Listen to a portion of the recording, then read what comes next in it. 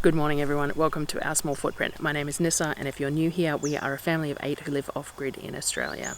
Today's video is still a continuation of my food prep that I do each month. So I do a 6-weekly grocery haul, and post that 6-weekly grocery haul I do daily to second daily videos of how we used what we bought and make sure it gets put on the shelf or put in the freezer or whatever needs to be done with it. So today we worked on the cabbage. So I managed to get cabbage really cheap. I had a box of 6 big heads for $1.50 each. And we made sauerkraut and some okonomiyaki, which is a cabbage pancake. We were going to pickle some coleslaw again this year because we're almost out on the shelf, but we ended up using it all for other purposes. So hopefully when I go back down, we might be able to get some cheap cabbage again, but I'm not holding my breath. It happens quite a lot that we get something cheap and I should have bought more than I did and I didn't, and then when I go back there's no hope of getting any more. But that's part and parcel of a 6-weekly grocery shop as well. So what can I do? So I hope you enjoy watching. If you've got any tips for sauerkraut and stuff, leave them in the comments because I'm by no means an expert. I've only made it a couple of times and we're learning as we go, and that's the whole point of this whole channel and everything else, is that I'm learning as I go. You guys can learn as well, and everyone else can give tips and tricks. So thank you very much for watching again, and I will see you again probably tomorrow. I'll do my weekend chat video at some point tomorrow or the next day, and that sort of thing. So I will see you again. Thanks guys.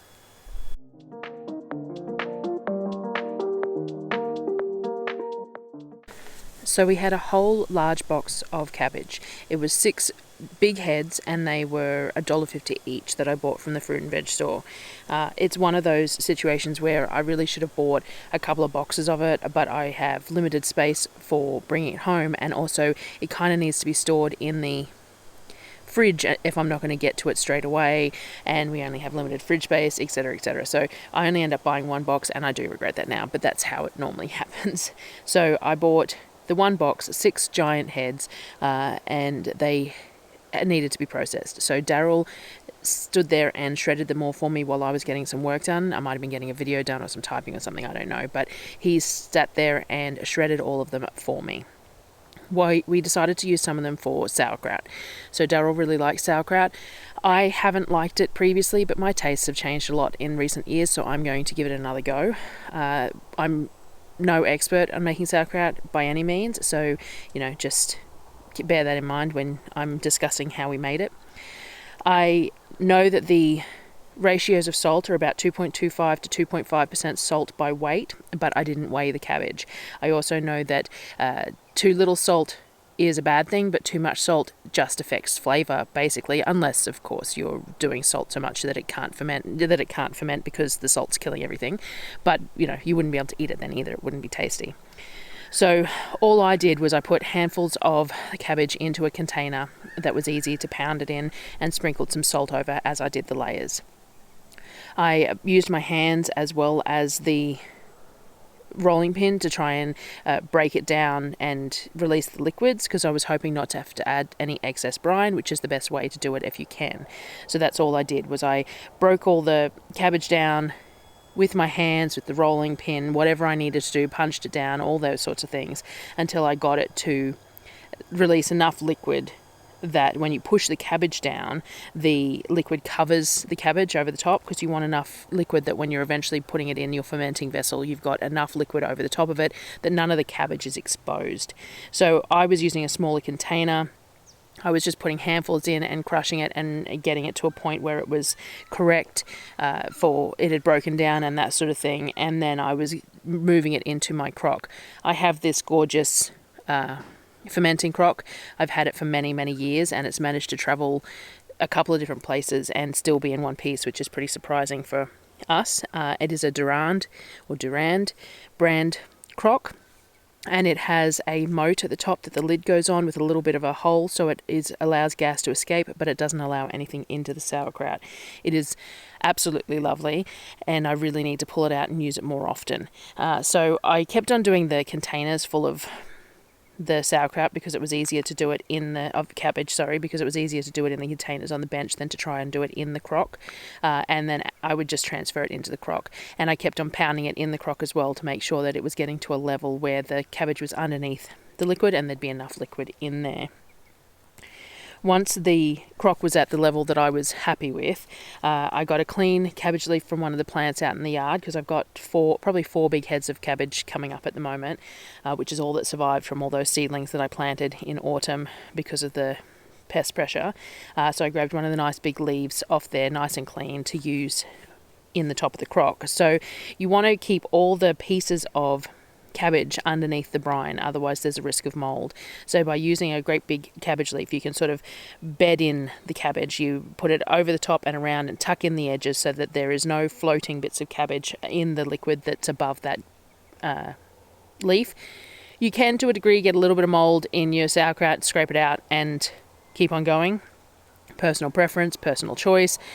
Certain types of mold are no good. Orange molds and things like that are bad. You don't want to use them. White cam yeast, and that can alter the flavour. There's a whole variety of it, so do your research on that, because as I said, I'm not an expert on that. So I used the cabbage leaf to tuck all the cabbage in underneath the liquid, and then this crock has two weights, and they're in two pieces because you have to have them small enough to fit them through the hole in the top. I could only find one, so I gave it a good clean and just used the one to hold that cabbage leaf down to keep everything under the liquid. Then I filled the moat on the side and put the lid on so that it could expel gas, but nothing else would go in there. What we did with most of the rest of the cabbage was we made okonomiyaki. So, excuse the pronunciation if that is incorrect, but it is basically a Japanese cabbage pancake. There is many recipes around, some with some authentic ingredients, some without. This is definitely not an authentic version of it. It is just our version of it, and I go by ratios. So I go around 6 handfuls of cabbage to 6 eggs to 1.5 cups of water, 1.5 cups of flour, a really good glug of soy sauce, and half an onion.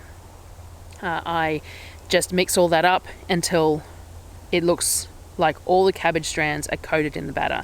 You can do this in a variety of different textures. Like if you added more flour and water, you would have more of a fritter consistency, and when you cook it up, you'd have more of that batter in between the cabbage.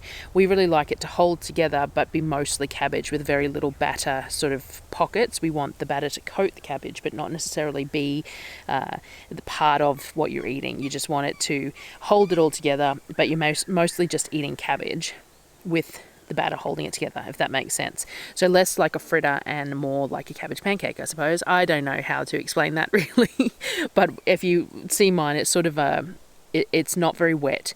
It's going to hold together when it hits the pan, but it's not going to have a whole lot of batter pockets in there. Obviously, as I said, this is not authentic. There's a whole lot of recipes with a whole lot of different ingredients that you can use. You can use a bunch of different vegetables in there too. I have been known to shred carrot in there and things like that, and I have even used my pickled coleslaw off the shelf, drained it and used it as the cabbage base for the okonomiyaki, though 1 jar of pickled coleslaw doesn't make a whole lot of okonomiyaki. That'd just be very much a side for us. These 6 handfuls of cabbage ratio gives everyone some to eat, and normally a little bit of leftovers. Not a whole lot, but a little bit. I cook it off in my cast iron, and I just add a little bit of lard or something to the bottom of the pan, like you do with pancakes, because you don't want that batter to stick, and put it in there. We like to do nice big sort of plate-sized ones, whereas if they're going to be a main meal. You can do small ones if they're going to be a side to something else. And you want the pot on sort of a medium, because you want to be cooking that and heating that cabbage all the way through, but not burning the edges of the pancake as you're cooking it. So you want to have it on sort of a medium, and it's a bit like a pancake. You know, you want the pan on medium so that it does all its bubbling and things like that, and doesn't burn underneath, and so that it's at the right texture to be able to flip, because if you try and flip it too soon, it's going to crack. It's not going to hold into one piece. So you don't want it to cook too quickly that you try and flip it because you're worried about it burning, and then it breaks in half.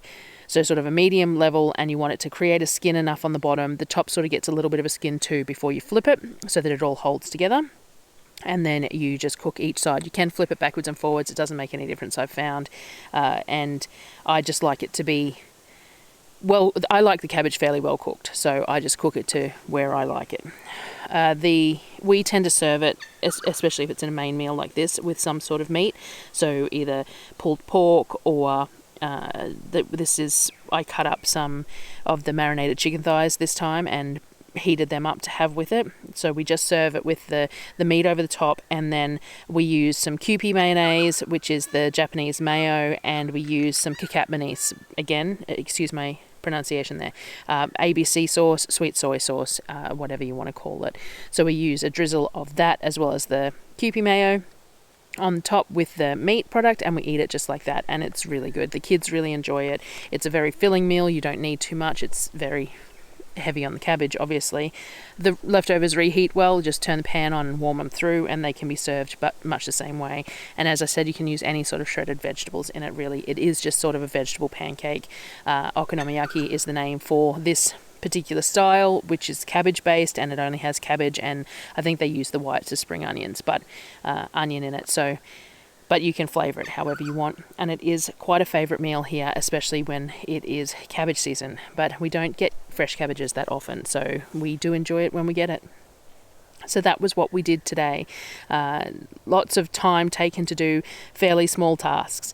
I hope you enjoyed watching, and I will see you again next time. Thanks, guys.